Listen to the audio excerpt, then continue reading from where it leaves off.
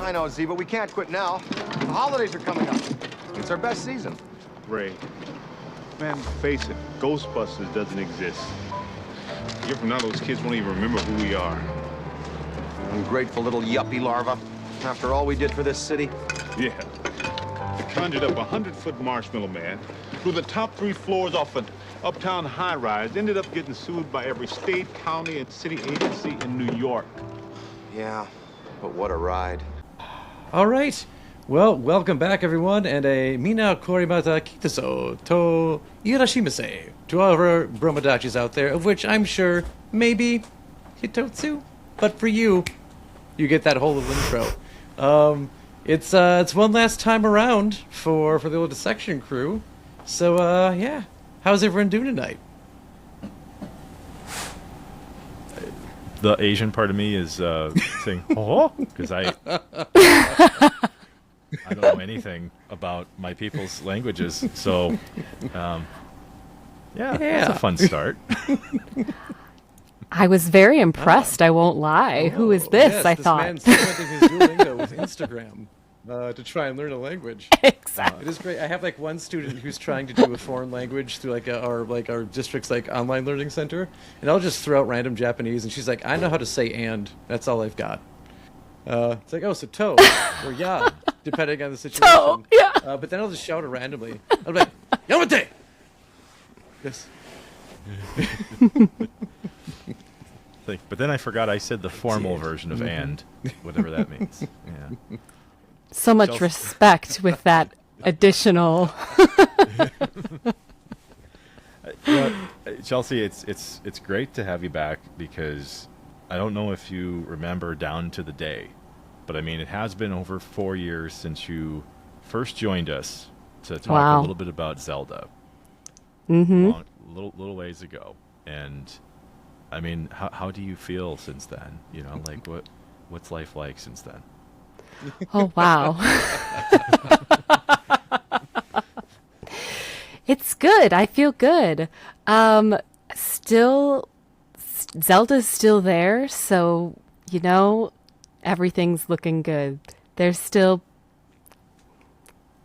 reinventing the genre and keeping it fresh and fun, and sometimes it doesn't even really look like the thing that I remember, and I wonder if that's not so good for me and I'm feeling pretty old 4 years later, but overall, apart from the tides of time changing our favorite titles. Oh man. Yeah. I still remember you telling us about how you began your journey with Zelda and how it was like reminiscent of like holding the flashlight for Dad, you know, but like you were holding the flashlight for Mom as she was playing the game. Yes, yes. And I don't think either Joe or I asked about this, but I'm assuming she didn't curse at you for any instructions given while you were doing that, right? No, Okay. not at all. She was very, very appreciative. She's very appreciative. Plus, if she were to have cursed at me, I would have just refused to hook up the system for her, and she would have been stuck, never able to play. So it was really a balance we had to strike. You know, because all parents couldn't get the audio and video cable thing correctly, even though it's color-coded. I mean, it's 3 things to get right, and who can do that? You can. Mm-hmm. Yeah. Yeah. Boomers getting 3 things right? Come on. No way. It ain't gonna happen. But no, it was good. It was a lot of fun. It was something that we did together. It was a good time. Yeah, I think that's how I started to look at the show's history after a bit. You know, like those original days that we were doing things was it was obviously like a little more hectic with COVID and all that stuff going on when we first kicked this all off. And I mean, but I was in a basement back then. I'm still in a basement now, but like it looks a little bit different. But I'm in a basement now. Ooh. Yeah.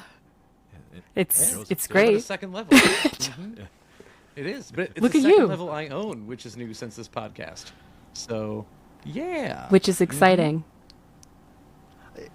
See, and that's what's funny. All of us have changed homes since this whole Yes. thing began, and So like all the life stuff that happens outside of this that, you know, we never really went into like a ton of detail or, you know, any of like our surgeries or anything like that. You know, we don't get that. We're not like Rhett and Link who, you know, like literally go into the doctor's room and record stuff, you know. But Joe, hey, if we ever get snipped, we could record that for content and do like a special. gosh. I mean, I'm sure someone would watch. Like, so that's what the vasectomy is like. That's what everyone talking about. I don't know about that. These dissection guys, they really dug into it for me. I mean, we went literal with it, you know. Right to dissection. Now it's come full circle. And we are the medical podcast we said we weren't when we started this whole thing. Oh man. That's commitment. Well, I'm thinking of the original logo, which Yes. I mean, Joe, you valiantly served us for the first couple of weeks, but like it was like it was two D's, and like there was a scalpel that was like you know mixed into it, and like I was okay. So Chelsea, I was mesmerized by like the artwork that Joe was capable of making in the beginning. I couldn't make anything, and I'm like, it looks great, that's awesome, you know, and it's like, and it worked well. But Joe, looking back at it now, I'm like. We did. We used that. That was a choice. This man watched way too much Nip Tuck before deciding to make a podcast logo, and this is what they went with.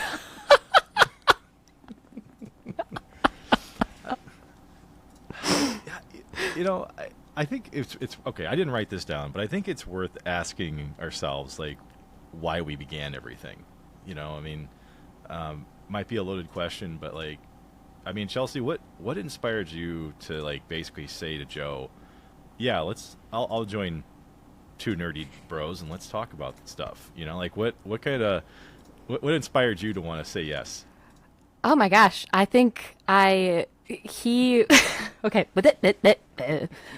now that that's over with. Yeah, I honestly, it had been from listening to your guys' show. I loved it so much, and you had such great banter, and I really enjoyed the topics, and you sounded so polished. All these radio voices just were really awesome. And I think I had texted him or something like that and just said, "Oh my God, I love it so much. You're doing so great. You sound so amazing. I wish I could do a podcast." Anyone can. And he was like, "Well." And that's what happened.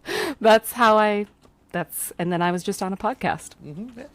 It's that simple. Yeah. Yeah. I mean, I think that's what it kind of dawned on us after a bit there, Joe. Like in the very beginning, we were looking at, you know, things we could do to set up a podcast. I was listening to a podcast about, you know, starting one and like and ideas and all that stuff. And so then I think for me, like the official beginning of things was like when we priced out a microphone. We found like a super cheap, $30 something one off at first Amazon or that was really something. fast. Yeah. Yeah, it's like, I think it was like half made out of paper, and after buying that, it was like, okay, Yeah. we're doing this. Like it's for some reason we can't go back. I don't know why. and back then, I had in this old basement of mine, I had a spare mattress that was leaned up next to where I recorded, and then on the other side of that, I had like this weird half wall, if you remember my old basement, Joe, where like we had the DVDs on the other side of it. Once again, keeping DVDs for some reason, and that's All right. DVDs are back. Physical media. Hold on yeah, to it. yeah, physical let it go. media. Yeah. That was the studio for me for a while. Was this like, you know, like a shanty recording studio in my basement, and you know that's what kicked it off. But yeah, Joe. What about you? Like, where was the inspiration for you? I mean, clearly, like with us, it was just we just had such like great conversations. I feel like because I think we started in the same spot where we had like grown a friendship from the Ghostbuster days, and we had decided to leave that part of our lives behind, but not to leave behind who we were and like the friendship that we had. So we just kept hanging out, and we would just like kind of find ourselves talking aimlessly into the night, and suddenly it's 2 in the morning. Like, well, Feek, we should get some sleep. But we could probably make something out of this someday, and just get other people in on our 3 a.m. thoughts, because we think they're entertaining. And the only way to figure out if they're still entertaining is to not listen to them at 3 a.m. and kind of go from there. Chelsea, have you ever heard about any of these 3 a.m. like internet parties and stuff that we used to throw back in the was it 2014, 2015 era? No. No. So, back when Google Meets first came out, they put a lot of effort into like the Google Suite back then before it became like a business suite and all that stuff. Like the business side of it was still there, but they were desperately trying to make it into this social thing. And so me and Joe, our friend Keith, some of the other Ghostbusters that we knew back then, I don't roll my eyes because they're Ghostbusters. I roll my eyes because it went so fast. But we were sitting there on Google Meets, just kind of being body doubles for each other after a while. And sometimes we'd play Cards Against Humanity because they had like an in-app thing for that. Other times, like, we were just playing games. Like, we're playing our PlayStations and stuff just with Google Meets up. Yeah. And this would go for hours. Like, it's like, okay, I'm home. My wife's working. Everybody else is available. Here we are, 14 hours later, just 2 in the chilling morning. out. Steve's building Google a Lego Meets. set. We're on board for the whole thing. See, that's awesome, though. I think that is great. I mean, It's how we should spend our time with our friends that we don't live by and can't see all the time, but are still really important to us and make us happy. I mean, it's how nerds socialized, I think, in the 2010s. In the darkness of the basement. But like one step above from the nerds of like the early 2000s and the late 90s, where we just talked to people we presumed were people on the internet, also in basements, without being able to see them. Yeah. We just assumed that they were the ASL that they led us to believe. Yeah. I know. I don't even actually want to think about that, if I'm being honest. Well, especially because I see it purely only through the lens of like old To Catch a Predator episodes. And, Hundo P. that's the only lens I see it through now. Is like, yeah, you know what? I was probably being preyed upon back then on AOL and just didn't know it yet.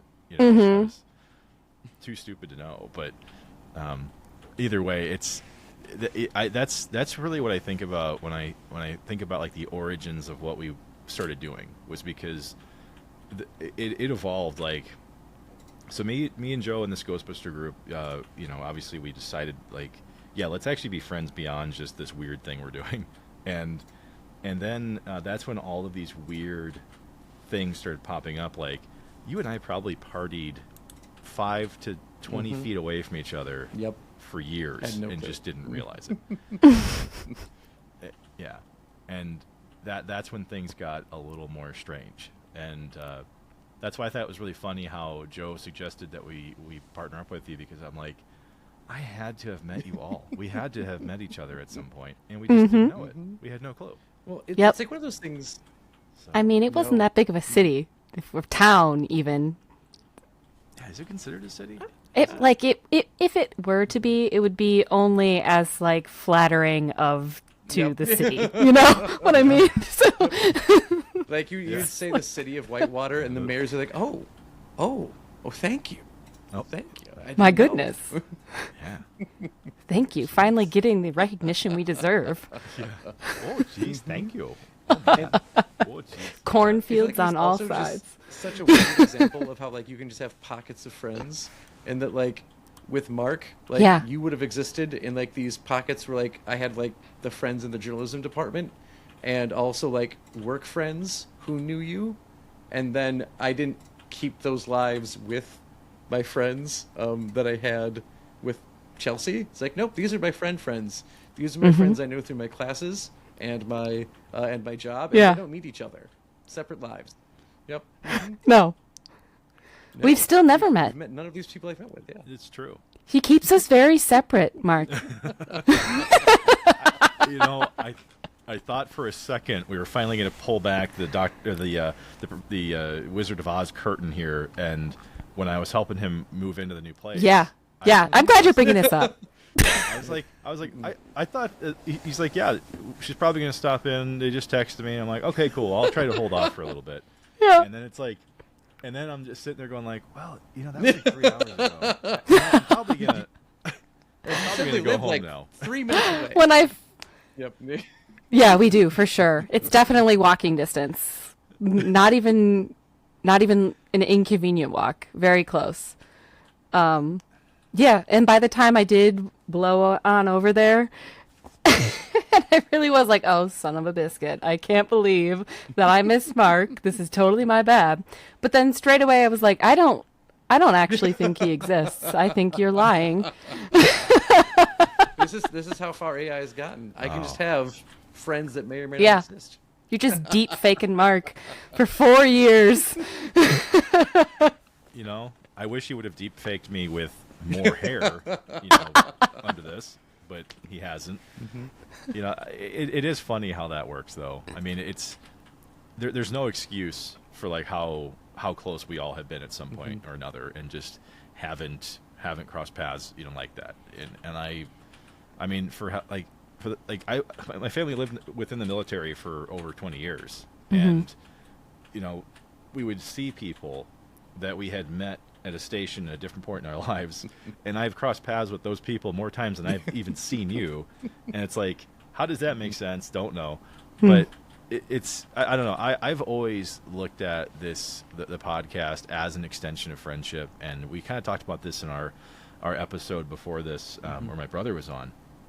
That it's worked that way, and I still can't believe how when like we record with a person, you know, that person becomes a friend. You know, like with something last time with Joe about Doug Eberly and when he was on. And, I love Doug. And this is hilarious because, like, I know Doug through you guys, through a Facebook group, and he's just such an awesome person. And we've, like, come on a couple of different times together now, and it's always great to see Doug. Shout out to Doug. I hope you're And well. Doug, I mean, we're going to say on behalf of the podcast, we're not upset that this is the first year you have not randomly given away a water pick to some person in that group. It's okay. Oh, Yep. I know. That tradition ending is kind of equally sad as like us wrapping this up. I mean, the consistency has been about the same. I think I don't want to say it started when the Pretty damn podcast started, near. but it was like pretty Pretty close damn when the near. water Yep. pick. Yeah. And it's just crazy to me. But yeah, Chelsea, to your point, like every time because there was probably a good, I don't know, like maybe like a week or a little over a week after Joe and I were kind of saying like, yeah, I think we're gonna pull the plug on this, and I even told Joe this like moments later. I was like, yeah, I'm gonna have to give this show like a little bit of mourning here, and kind of go through that progression. And I don't know if that's me being something I used to do when we were in the military. Like I would kind of go through a state of grief almost every time we'd move. And so when it came to that, I was like, well, this is familiar to me, grieving it a little bit. Yeah. And, so that's what I started doing with the show for a little bit, and all I could keep coming back to as I went through that was, man, I had fun recording this stuff, but I had just as much fun sitting with you guys afterward and you know, chatting for hours after. Yeah. Like that's the stuff that'll stay with me forever. No, I know. Some of the best parts were, it's like, man, I wish we were recording still.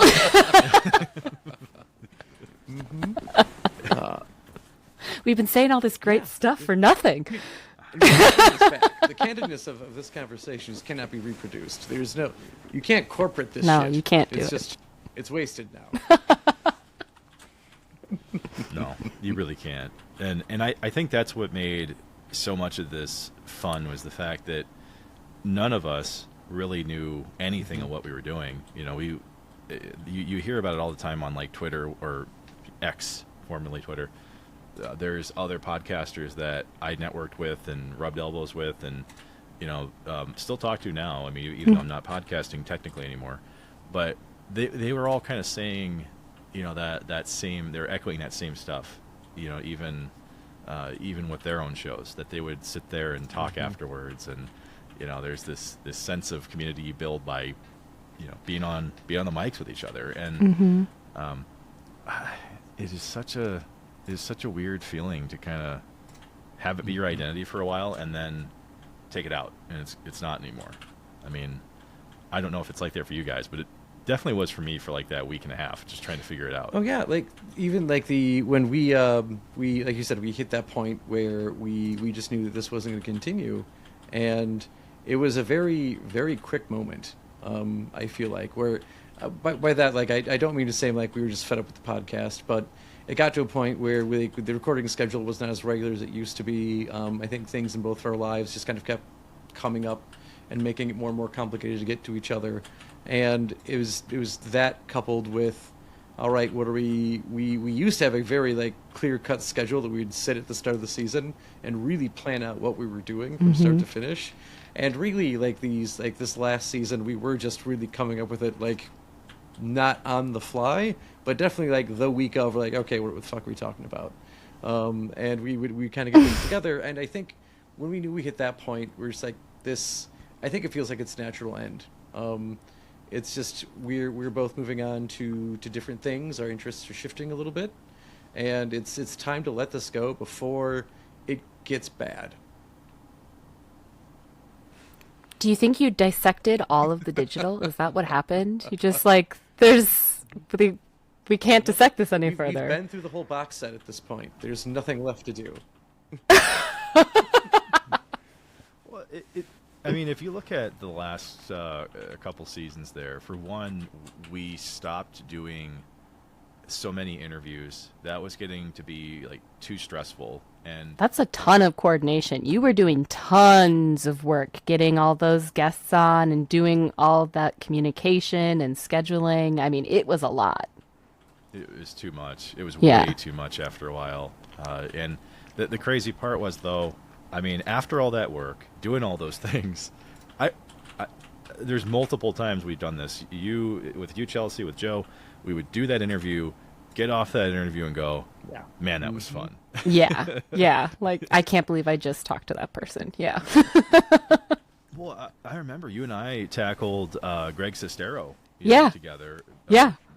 Mark from The Room. And That remains today one of like my most obscure fun facts about myself, I think. Like what was going? Okay, so what was going through your head? When oh, hi, Mark. The whole time. And then it worked for two people in a single conversation. And it worked equally well because of you. What do you think I go through? I mean, Yeah, I know. as soon as people find out my name is Mark, oh, hi, Mark. Yeah. Hey, you saw I'm that just too. waiting for the Awesome. day where like Dom is old enough and he's seen it and he's like, okay, this is how I'm greeting my dad from the rest of his life. He's not dad anymore. He's oh hi Mark. I mean, I don't want to be elevated to stepdad status with him calling me by my first name, but that's fine. I do remember how energized we were after that, though, Chelsea. Like, you were pumped. I feel like I could go like lift the side of a car up to free someone from underneath it. Yeah. Like that was just such a fun time, and it was the complete polar opposite of what happened with Josh Sawyer. The single most stressful experience I've ever had recording this show. That was such a fun interview too. He's an awesome guy. Like, he is just a genuinely awesome human being. And it was super cool for him to come on and talk to us and be so like open about everything. Like, he's cool. It was like 2.5 hours with Yeah. with one of It my was like we were friends. the connections with that was so interesting because I'm so sorry. Bumblebee, stop. Like, shoot. Go away. it's okay. She's just yelling back at me now. Now we're in a screaming match. I can't just... Yeah, I can see good. like Harry Potter. You've got your wand and she's got her, and you guys are just kind of twisting back and forth. She's just screaming in my face. Yeah. She's gone now. Sorry. Okay, No, I think it is worth breaking that down again because like I said, it's been over 4 years, almost 4.5 years since then, and we were able to get an interview because of the fact that we know Chris Schmidt, who is a Pokemon Go friend of mine, and he messages me shortly after. I think it was about maybe episode 7 or 8, something along that line, and so he goes, "Hey, have you guys ever thought about doing interviews for your show?" And we're like, "Yeah, we've put some feelers out, but no one's really gotten back to us yet, for the exception of Dean Bahar. Dean Bahar had gotten back to us. We just hadn't recorded it yet." And suddenly he goes, "Well, I was a frat brother with Josh Sawyer, who," and I'm like going, "Director of Fallout fucking New Vegas, Josh Sawyer?" And he's like, "Yeah." And I'm like, fangirling. I mean, Be still my heart. you can literally see the shit behind me, okay? Like, Yeah, it is all Fallout stuff. it's all Fallout. I love this it. is like Yeah. all New Vegas stuff right here. So it's like, so as soon as that happened, I'm just like, it's my favorite Fallout game.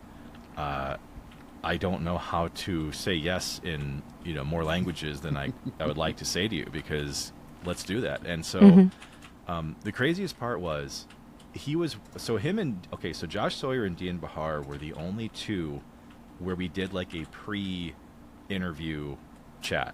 Yeah. And so I sat down with Josh and talked to him for about 5-10 minutes. And to your point, as soon as he found out we were like nerds from Wisconsin, Hold on. he was like, Yeah. Mm-hmm. yes. Yep. Yes. That I can pencil in. Yeah. Yeah. I will say this. One of my favorite parts about that interview had nothing to do with the interview. It was the cheese war of 2021. That's exactly what I was going to say. The cheese. We pissed off at least like 20,000 of his 50,000 Twitter followers at the time, because I sent him a thank you gift, which was this very specialized imported cheese. Suddenly, like, there's a Twitter battle and everyone's debating cheese on his page, and it's like is this the kind of stuff we want the show associated as with? 3 Maybe? Wisconsinites, I don't know. couldn't we be more proud Yes, of that? 100%. The cheese wars.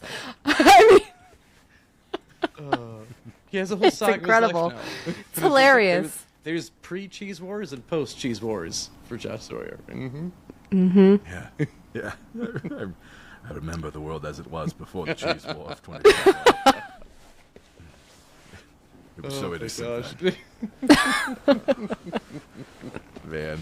Mm-hmm. And that lives rent free in my head. It'll revolving door. It's not all the time, but every now and again I'll just be like, "Oh man, that cheese war. That was That's a positive thing. It should live there on a shelf. It's I would be very proud of the cheese war, but maybe I'm just the type of Wisconsinite that likes to watch the world burn with curdle. cheese. Well, I don't too. know. Yep, but yeah, Mark, Yeah. if you ever need to like actually go the full Dimitri Martin route and just make your own trophies because you can, and that's how the world works, you should definitely have Cheese War Catalyst on something behind you. Yeah. Yeah. it was part of the process. To our Canadian listeners out there, process. It was part of the process we would do for thanking folks who came on, and one of the go-tos after a while became sending like truffle hot sauce to people, and Delicious. I never got negative feedback from the truffle hot This is sauce. delicious. Yeah. Mm-hmm. Yeah, not even once. Not even once. And so yeah, that was part of the thing, because I felt like when you saw other podcasts interviewing people, I don't think they would do such things, and it was kind of our thing to send people a thank you gift or series of gifts. And when Joe and I interviewed Eric Todd Dellums, who was Three Dog from Fallout 3, literally sent him a box of Omaha steaks. And for some reason, this is just my own headcanon here, I could just see him like grilling them doing the Three Dog voice. Oh my god. Yeah, I don't know why. It just was in my head that like that's what he was doing, you know. So I don't want to insult him by trying to impersonate him, but God, that guy's voice was just majestic. And I mean, Joe, I've seen you fangirl before, but you were fangirling pretty hard for that dude. I don't know so much about him, but definitely, the closest I got to your Josh Sawyer experience was definitely Noah Watts, where I wanted to be like, really, I was just hoping for an autograph because you can't disappoint a picture, and that'd been nice. But to have him just come on and be so happy to talk about obviously the Assassin's Creed part of his life, but everything else in his career, and to bring up his music and how happy he was that we wanted to talk about his music too, was just something. And then even more for him to come back a second time just to talk about Indiana Jones with us. Still blows my mind that he was like, oh yeah, these guys are freaking cool enough, I'm just going to come back and talk with them. That is just beyond me. Because with so many of the guests that we've had on, it was, yes, we're interviewing you, you are the spotlight, we want to find a way to get our listeners to just experience you and have access to you that they normally wouldn't. And this guy just did it completely differently too. Where obviously we did that the first time he came on, but then after that he's like, no, I'm cool just hanging out with you two. That is one of the coolest things that's ever happened to me, is that someone who is one of my favorite video game characters of all time thought it was just cool to hang out with me. Never thought that would happen. Well, you're a cool guy, Joe.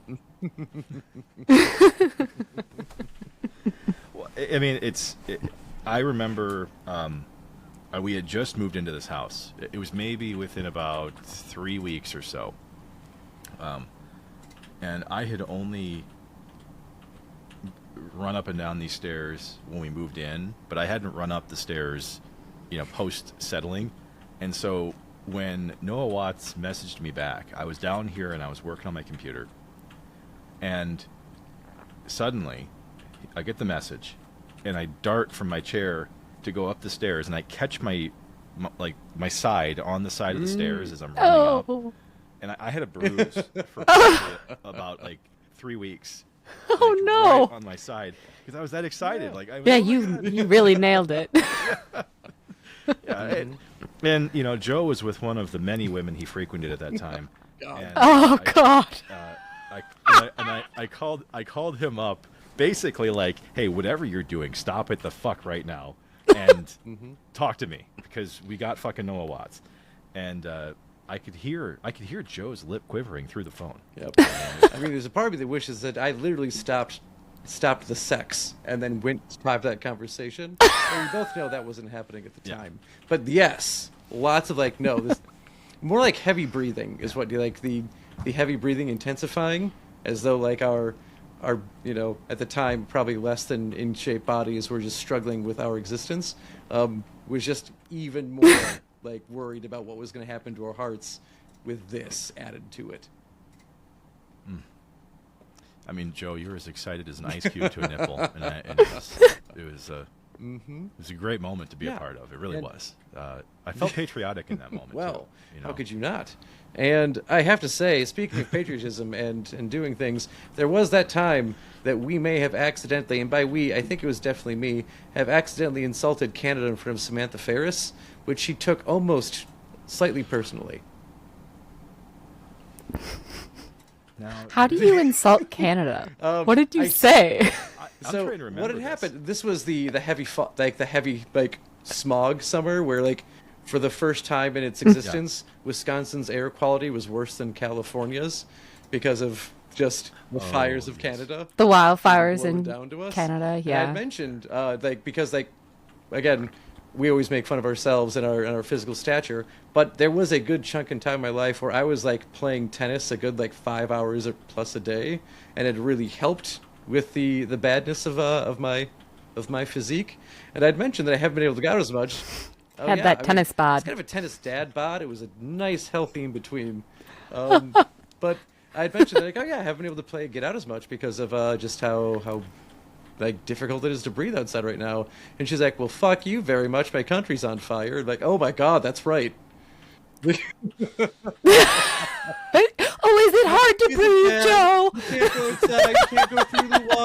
hit your little ball with your racket. I'm so sad. My backyard's on fire, and I'm talking to you. Yeah.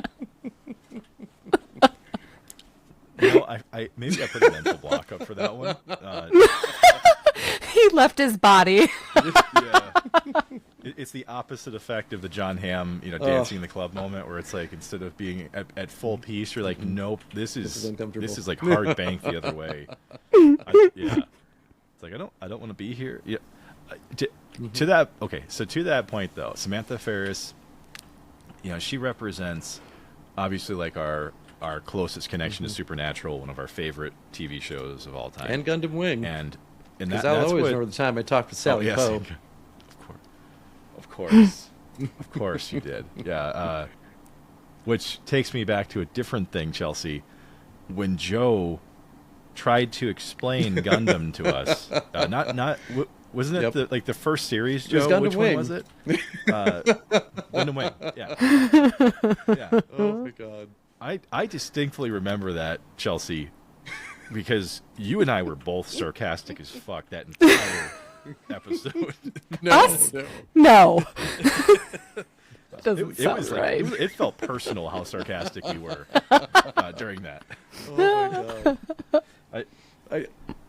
It's enjoyable as hell. It was fun as shit. I mean, Joe was like doing his damnedest to explain, this program to us, and you and I were just zingers every couple of seconds with it. Oh my god. I think I distinctly remember like bringing up. I got to a point where I had to explain like the. So in the Gundam franchise, like in the original series, Char Aznable was like he was the villain that everyone kind of liked more than the hero, and so every series there's always a nod to him. And I got to a point where like I knew this character was being unavoidable, and I had to say his name, and I regretted it because I'm like, and I shit you not, we get this man named Zex Marquise, and you're both like, what the fuck? Oh. Like they're making things up. These are manatees bringing beach balls to a center where they eventually spell a word. Yeah. So, I mean... Yeah, in the back of my mind, I'm like thinking, these names are people that want me to go buy a gift card so that I don't redeem it, and then I give it to definitely don't redeem it. That's what I was getting from that whole that whole side of it. But as far as the properties went, that's kind of how Joe mentioned it. That's how we planned it at the beginning. We had a bunch of properties we wanted to cover, and then we had people that we wanted to interview that we could hopefully tie it in with. And season 1 ended up working out like almost to perfection, where we were able to line people up, schedule it out, have the topics align with that. And the only time where it didn't quite work was when Joe revealed that he didn't like Inception, even though we were literally interviewing someone from Inception. To this day, Joe, I still am like going, why did you let it get that far? He just seems so happy. He was in too deep! We're like 4 hours into content here, and you're going to tell me you don't like Inception, and I'm just like... It insists upon itself. What is wrong with this man? It insists upon itself. But the side that you don't get to see from this is because this is again the time of the early seasons where we still had like a 30-minute shorter show, and then we had like a longer feature show of the week. Oh. So for the shorter one, we decided to just talk about Inception, and then we're going to have the interview for like the big episode. And what none of you saw was we hit a point where Mark and Chelsea were talking about the movie, and I was asked a question, and we had to stop recording. So like, I have no fucking clue. I didn't even watch this whole movie. I got to a point and I just had to stop. And It was hilarious. how do we go back? What do we do now? I instantly felt better about all my takes because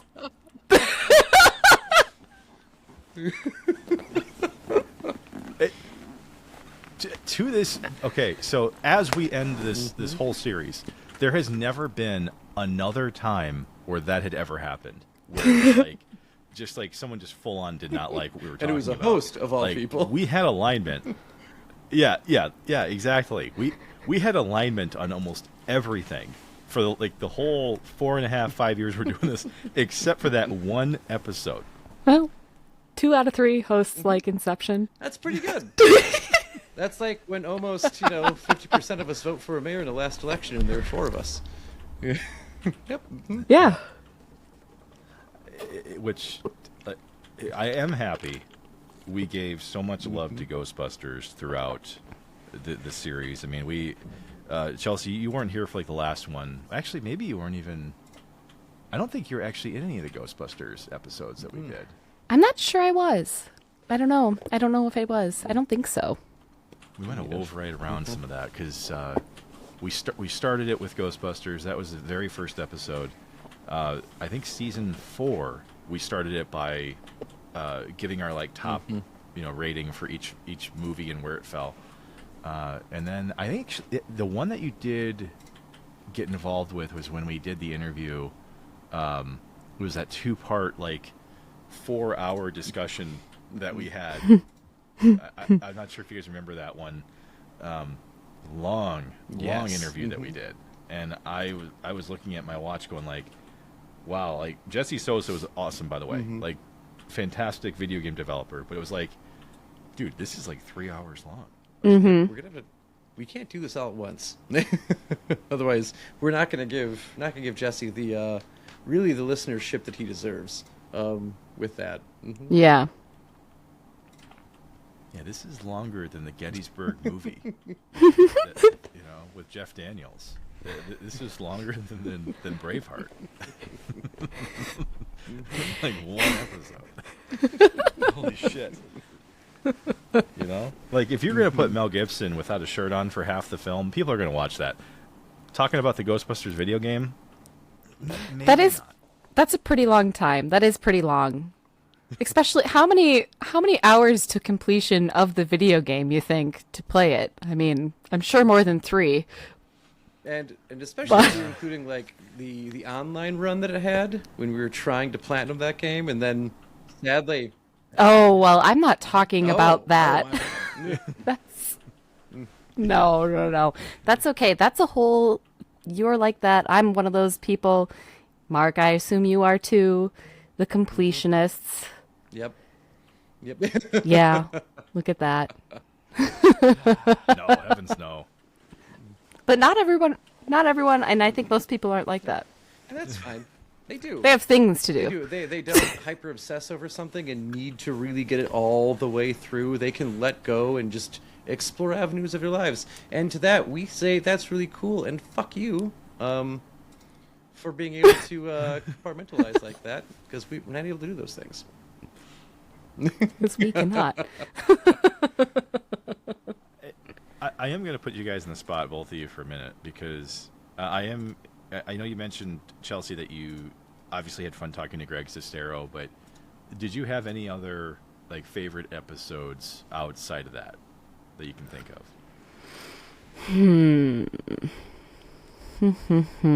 Favorite episodes. I really liked when we went through the whole RPG phase just in general. That was really fun. Tabletop talk was really fun. I think probably those conversations. And I liked how you did a lot of research and brought in a lot of history and facts along with the conversation. There was a lot of sauce on the conversation, which I appreciated. I definitely think those. They felt more reminiscent about like growing up in what's happened in the video game industry or just in the gaming industry in general. So yeah, I think those. There's like nostalgia and facts, which was fun. Surprisingly, also a 2-part episode that I decided to cut halfway through. Yeah, because we could have talked for forever about it. It's a huge topic. We were at like hour 40 for part 1 or something, and that's when I was like, yeah, guys, let's just stop. We're gonna be here for another hour and a half at least, and then we shut that shit down. But to your point, I mean, Yes, like that was fun to talk about, like just RPGs and how a lot of it started in our backyard here in Wisconsin that a lot of people don't even think about. And, put us on the map. RPGs and serial killers. Woohoo! Great story either way. You know. So, And cheese. it's cool. Well, so Joe, I mean, what about you? Like, what favorite episodes do you have outside of hyperventilating during Noah Watts time? So like, favorite episodes is hard because they're definitely favorite moments. Like definitely when like when we were like interviewing I think Stephanie Williams, and I thought she was someone else and completely prepared wrong for just a different comic book writer. I'm like, well, crap. Let's just roll with it and see what happens. What'd you work on, Harley Quinn? Tell me about this Harley Quinn. What's happened since the animated series with her? So like little moments like that were great. I mean, collectively, I think whenever it felt like, you know, we just got like the band back together and we did like the large episodes of like the games that made us, I think those always felt special. Yeah, that's a good So one. just talking about, and even like the prep report for it was fun because like even like the trying to figure out like, okay, I think so and so is going to talk about this game, so I'm going to try and not talk about that game. And then as you reveal, Yeah. it's like, I thought of that one. I thought you were going to do that one. Or like, hey, I thought I had no idea you would do that one. So I think those episodes are always a standout. And one that I could give shout out to our experimental youth in the show, when we tried doing the very short, like 10 to 15 minute recordings of where we scripted content, and we would do a lot of just extra visuals where it wasn't necessarily like just seeing us talking. The episode we did on like the Superman curse was one that I thoroughly enjoyed doing. We looked at like this mysterious death of George Reeves. Was one that I just just enjoyed like learning more about, and then producing start to finish was just a lot of fun. I remember that too. So Chelsea, like, I don't know if you ever saw it, but we did a mini series we called Pop Culture Legends. That was like season 2 or 3, I think. Season 2 off season or something like that. Yeah, and it was highly scripted, and yeah, we would put some supporting visuals with it, and it was like Joe and I trying to do like our own like investigation discovery thing for Yeah. and those were fun. Those were kind of, I think for me it was the idea of like continuing to challenge myself to go, how can we continue to make stuff that's not just podcasting, that kind of sets us apart from, you know, what our peers are doing, and so like interviews were part of that. This was a part of it. This mini series, from that, Joe, when we did the true story of Fastball's the Way, and Fastball shared the episode, like their actual page. That's awesome. It's always fun. Little recognition again. That's good. That was cool. You know, I'm sitting there going like, oh my God, Fastball shared this. Like, they didn't have to. I'm sure someone covers that fairly regularly every year, you know.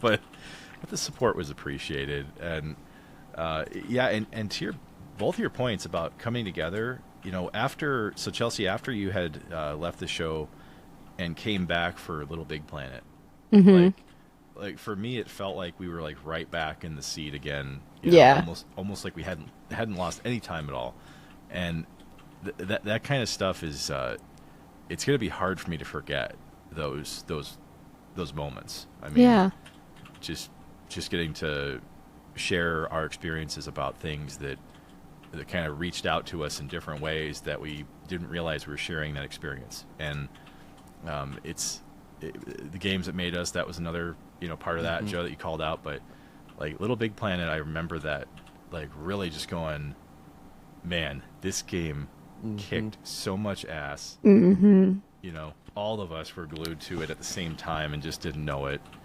And it was really fun just to sit back down and nerd out for an hour about that. Man, That was a game that has brought me made me cry from laughing so hard. It's just there's only so many things I think that can do that when you're like, it physically hurts to keep laughing with everybody. There's very few things. Because it's a combination of like it's well made enough to like the characters are cute and almost everything they do is cute and just ridiculously funny just by them being them as being a sack boy. But then when you just get to customize them and interact with each other, and the controls are simple and yet fumbly, so that you just trying to do this Physics thing, is great. It really hammers it in. yeah. There was something about being able to put Ezio Auditore's robes on that dude and running around as him. And it's like, I got my little mini assassin who's adorable, you know, and I wish I could kill things with him because he's so cute. I loved it. Oh, man. Man. I was always cardboard box and superhero cape. That's all you need. There was no beating that for me. Like that was just, it was just No. such this is an imaginary friend to something out there. Some kid. This is the Yeah. imaginary friend, because it's perfect. Yep. Absolutely perfect. It's just It- playful and just, like whimsy. Oh, the box. Yeah. It brought much joy. Much joy. Oh man. Okay, I've got some random trivia for both of you. Excellent. Which episode of the show in the show's history do you think was the most watched / listened to? Josh Sawyer. Okay, we got Josh Sawyer from, I knew. from Chelsea. I know it's an interview. An interview is definitely the most, and I know for the longest time I knew it was Sawyer because he has such a dedicated following that it got played over and over again. But I swear someone else's like took over, and someone finally beat Josh Sawyer at a certain point, and it's killing me that I'm trying to. I cannot remember the guest that did it. Oh, that kills me. I'm going to say Noah Watson. I know it's wrong, but I want it to be right. So, if you want to talk about the most listened to interview, that was Eric Todd Dellums. Mm-hmm. That interview was watched / listened to well over 8,000 times or so. Wow. But that was the biggest interview we had. The biggest episode though was Van Helsing, which has been it's been seen over 17,000 times. I don't know why. That's so random. No clue. I couldn't tell you why people are like, I want to listen to these guys talk about Van Helsing. You know what? That's Theory hilarious. that's completely wrong. It's actually just our old roommate, Jesse Blashy, just listening to it and screaming, wondering when Kate Beckinsale's actually going to show up. Yep. Put on Katie. The girls never came. Oh my god. Oh, man.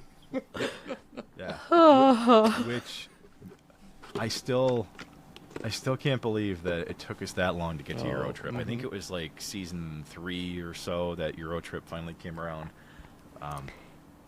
And man, Classic. I mean, seriously, It is. just timeless comedy from like early 2000s. Like every millennial should know. Like millennials that remember the 80s and early 90s should have seen that movie. Yeah. So here's one thing I will, maybe we could end on this because I know we're kind of getting even beyond, like Joe and I used to try to keep the most recent seasons to like 30 minutes or Oh, we've well blown past that. well past. Here's like I said, I didn't prepare any of this, so trust me on this.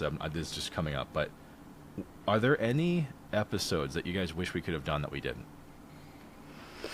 That's a good question. What property is missing from the vault? And if you want, I can give you an idea that can get the juices flowing. Okay, let's hear it. Let's hear it. I need some inspo. Very early on in the show, I think it was maybe episode 5, episode 6, Joe and I were talking about the idea of doing the golden age my of God. Cage. Yep. Oh my God! Which is still, we're in the Cage era still. I'll have you know. Yes. Yeah. No, we were in a Cage Assance, which is true, and that was the thing where I kept, like, it was always in the back of my mind going, we need to cover, like, at least the mid to late 90s into early 2000s Cage, like up to like 2004 or 5, and just go through that, that trauma or whatever you want to call it. We just watched Face Off the other day, and my goodness. Oh, Jesus. See, Cinema. Pure cinema. the golden age of Cage would have been just Yep. so much fun. Yep. And That one we'll have to cry about. That one is a miss. I have one, I think. I'm not, maybe you guys did it without me, but I did think of one. And I think, Joe, you'll like this one. Venture we did Bros. Venture Bros. We should have definitely done Venture Yeah. Bros. Venture Oh. Brothers. How did we never once even consider? There's a lot out there. There's a lot of things. God. I have to wonder if it was because in the very beginning we were trying to do that neo-retro idea. We're trying to keep it within, early childhood to like mid-teens or so. Yeah, And- yeah. And that was just a little bit outside of that. Like, it makes sense why we didn't do it in the very beginning. But collectively, But we got to humans versus hamsters. Yeah. There was room for Venture Brothers.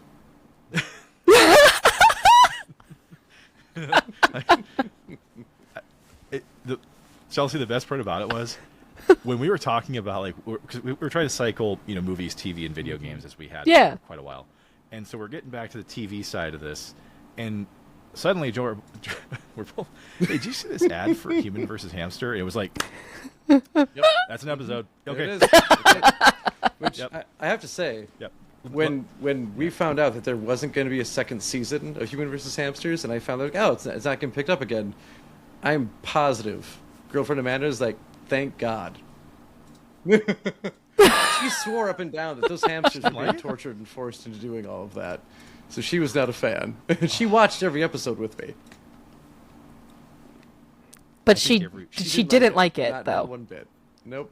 Yeah. I Oh, tried to get her behind, like, that's too Sarah's, bad. like, hamster. Like, yeah, he's our guy. Kevin.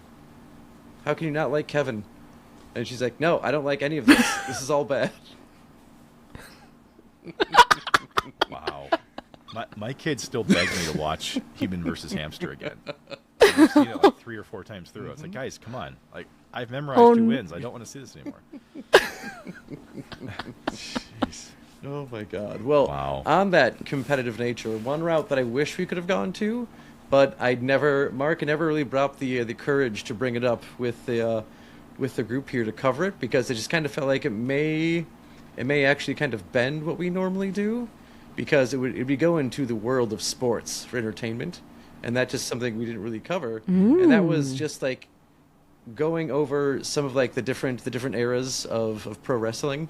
I would have loved to cover at some point. So from Oh, the character see. era to the attitude era to where we are now, where I mean, obviously I fell off after the attitude era, but being able to go back and just, I would have been full Macho Man for that entire conversation. Yeah, that definitely would have worked. It's more than just TV. It's toys. It's all sorts of stuff. Like, that would have worked. I feel like that It counts. should have counted, yeah. Not to mention, all of us would be saying, it's real to me, goddammit, every time. Yeah, exactly. Yeah. Any silent moment, Oh. we would throw that out there. It's one where instead of editing out like the weird Oh. little pauses, we would just put that in. Yeah. Oh, yeah. Oh my gosh. Mother wanted to not, just Oh, there we go. throw it in there. Oh, and you know what? We never covered Princess No. Bride either. That's another. Oh, man. Yeah. Yeah, Rip Rap Reiner. That would have been. I know.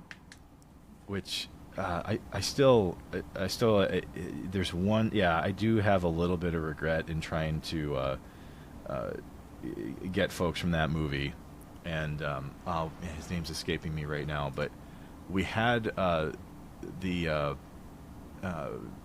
Prince Humperdinck on the line. Really?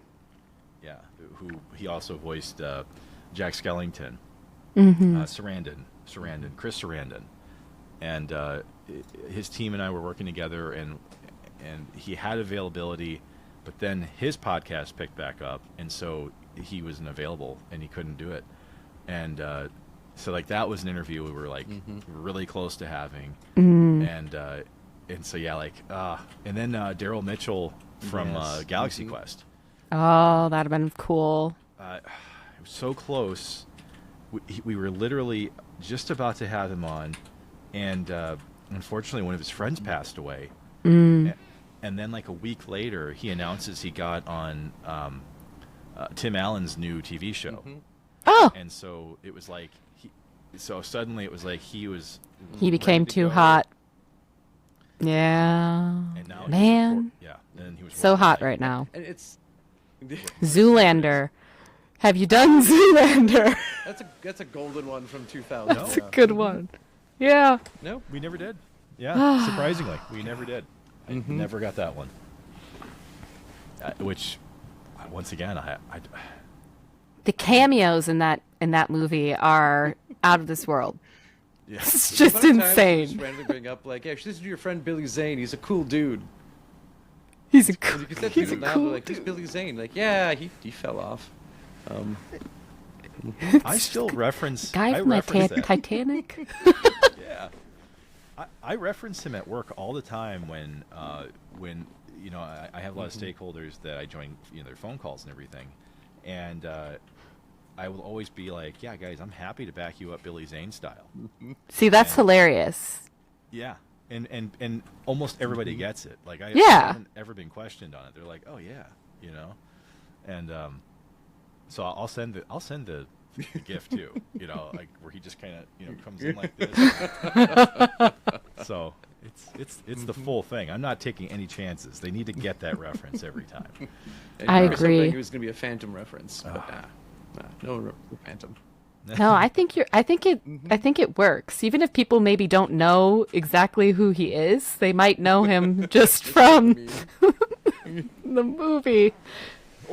I think younger mistaken. kids maybe. They'll mistake him for Arnold Vosloo from The Mummy. If anything. Exactly. Yeah, everybody thinks that's Billy Zane, but well, okay. Here's what I did plan this part, which was what we can end with, which is, you know, for Chelsea, it's, you know, do you miss podcasting? And then for Joe, it'll change slightly. But Chelsea, do you miss podcasting? You know, how is your experience with it? I absolutely miss hanging out with you guys and chatting and having all of the conversations and laughing and being able to, you know, share my viewpoints on things and express myself and do all of that stuff. So I do really miss I really do miss a lot of it, actually. I think the thing for me that I don't so much miss is like really how much routine and prep and work does go into having a podcast. It's not like just, I mean, and by all means, you guys do so much more than I ever contributed or anything like that. Like you guys, I just got to show up, talk about whatever it is that we were talking about or that I wanted to say, and then just like leave, and it just gets edited and all the stuff just gets done and all the people get scheduled. I was such a mooch. And appreciate So so I guess yes, I miss it. It's a lot sometimes to balance, and I can't even imagine doing all of the work that truly goes into it all of the time. So it's yes is my answer, but life is busy. Yeah. Which is sad. It is, but I think this. Without getting into personal detail, one, I think everyone knows that definitely at that time that season, none of us lived in the same city. We were in different parts of our state. No. So trying to coordinate times was just a thing. Mark has kids. I have a corgi. Chelsea, you had plenty of things going on in your life at that time. And Yeah. again, not getting detailed, but Chelsea, your life did ramp up right around that time. And you Oh, being yeah. able to make that time each week was, in my mind, was a big ask to try and coordinate that. Yeah, I mean, it was hard, like running a business and like doing all sorts of other things. It did cut into it, but I don't know. It's important to not get always sucked into what I do when the sun is up. You know? And still being able to make time and enjoy hanging out with you guys digitally when the sun is down. Well, I agree with you how life changes a lot, and that's a big part of why, you know, we're essentially moving on. You know, there's a lot of things that weren't variables for us when the show first began that there are now, and so I appreciated every moment you could give us, and Yeah. it was a really fun time, and I think it comes across, and if you listen to it, if you go back and listen to it, we were having more fun than human beings should be allowed to have, you know. Yeah. So, but all right, well, Joe, I'll send it back or send it to you then. I mean, you know, will you miss podcasting? I think, like Chelsea, I'm going to miss the conversation. I'm definitely going to miss the part of being able to hang out with my friends and talk about things that we've always enjoyed and are probably always going to enjoy, you know, week in, week out. I'm definitely going to miss that part of it. And again, the stuff that will always baffle me is that the people want to hear us talk about that. I think I'm going to miss knowing that there was an audience. And to those of you who literally have been with us this whole time, this dedicated audience that's been around and interacting with us online, and to the one person who we have noticed very recently, starting from the beginning and really just blowing through the whole thing, dude, I'm sorry. You came at the wrong time. The ride is ending right now. So I'm definitely going to miss that. Absolutely. I don't have the heart to tell this guy on YouTube yet, because he commented on the very first episode about a week ago, and then as the comments kind of trickled in, I noticed like, oh yeah, he's going through the whole thing, like He's hooked. Yeah. I don't know if he's like a trucker that just took a ton of pills and like he's powering through it, but either way, like I'm sitting there going like, dude, I'm happy you're here, but yeah, I haven't broken it to him yet. That's like, dude, well, you're gonna get to the end soon. Yeah. You know, if you're going as fast as I think you are. I don't think he really does all those side stitches and the pop culture legends and really takes his time. Yeah, you can get lost in there for a while, I think. There's a lot of content. At least a day or two. I mean, Yeah. all told, with the shorts or with the shorter episodes, the full episodes, there's going to be about 192 by the end of it. Yeah. So, you know, so there's a lot there. I mean, there's enough so that you could create AI versions of us just from that content. You know, so Interesting. yeah, if that's horrifying or encouraging, I don't know. I kind of want to know what we'll talk about. Maybe that's what this guy's doing. He finds out the show's over and wants to keep it going, so he just makes versions of us to talk about things. And I guess you can. And also crazy thing, maybe it gets better. Maybe. Or he will fixate just on Chelsea doing an impression of Rick Grimes for The Walking Dead and an entire series from that. I still Sounds feel like bad. nightmare fuel. I still feel bad for making us do that because it was just on a whim. Like, hey, let's just impersonate Rick Grimes to start this Walking Dead episode. Like, how could that go wrong? You know? Oh, wow. Let me tell you. And I remember it was like there was a little bit of reluctance in the air where it was like Chelsea was like, yeah, I can try that, and Joe's like, yep, I'll try it, and I'm like, we're doing this. This is how we're starting All right. the episode. Let's turn the cameras off and get weird. You know? Oh man. Yeah. To answer my own question, I absolutely will miss podcasting, as we've already kind of alluded to. But I think what I'm actually going to miss the most is when I didn't know anything. You know, when I'm going to miss that part of me that was there when I didn't know a damn thing about podcasting. I didn't know anything about pushing it out there. I didn't know anything about that stuff. And I think, Joe, that's part of this progression, is that when things stopped feeling new, or when things stopped feeling like they were opportunities to learn and to grow from it, like that's when I started to really go, am I still in this? And Yeah. And looking back to those earliest episodes where we were all just, you know, There was a lot of passion. Yeah. So little experience. Passion. we were making a car with like square-shaped wheels move, Yeah. and that's saying something. And so that's what I think I will absolutely miss the most, is seeing all of us throwing down with that, giving it our damnedest, and you know, and making content when none of us had done it before. You know, that was incredible. It was an incredible part of my life to be involved with. Like, it just was. And the people we got to talk to, yes, that shit still boggles the mind. How we were able to do all that. It just, some of it was chance, some of it was just like sheer will, and maybe a little bit of light stalking. Digitally. But either we like way, to add digitally. Professional light digital stalking. Intense adoration. Yes. Yep, We'll linked call it, inside you know. with Yeah. no escape is what happened. Yeah, but yeah, to echo the same things you both have said, it's gonna be hard to not, like, it's gonna be hard to know that the amount of opportunities to do what we've done is behind us. You know, like we're not going to be able to do that kind of stuff really anymore, or very seldom, if any.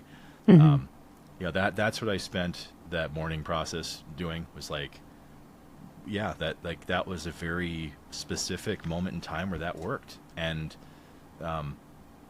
I can cherish those things. You know, like I can hold on to that and appreciate it for what it was. Yeah. And not everybody gets that, you know. So yeah, let's make it mushy. Let's cry tonight, everybody. Oh. Well, before we do that, maybe it's time we get the last goodbye in here, everyone.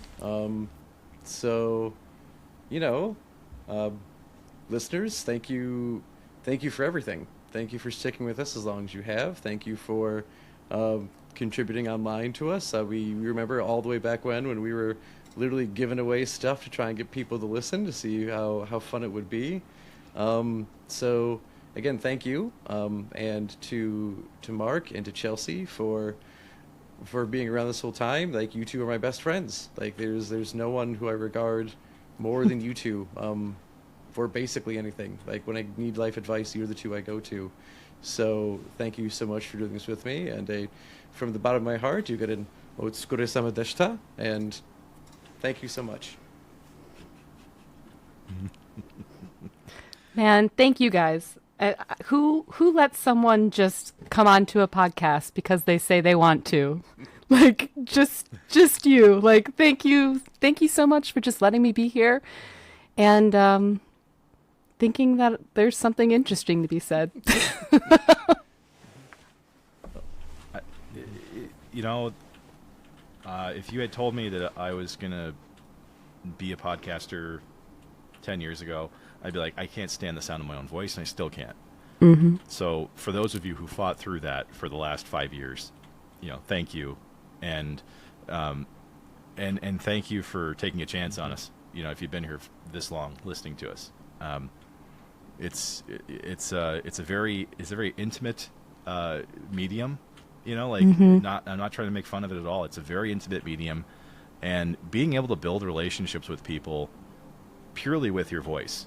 I mean, holy shit, that is a power. Yeah. You know?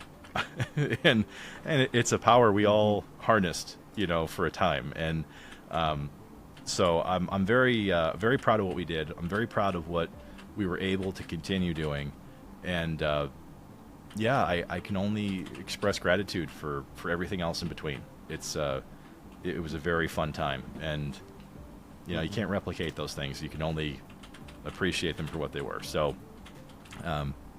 so yeah, there's no there's no taglines, Joe. We're not waiting for the perfect thing to say, as we used to always do. This has been our Midwestern goodbye.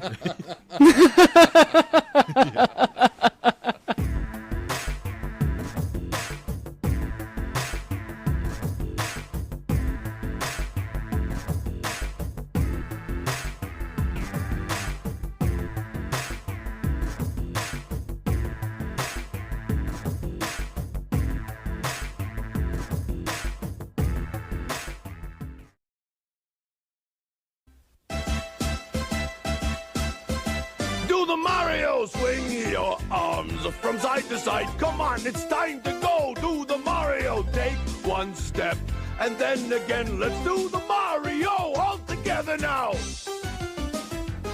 You got it. It's the Mario.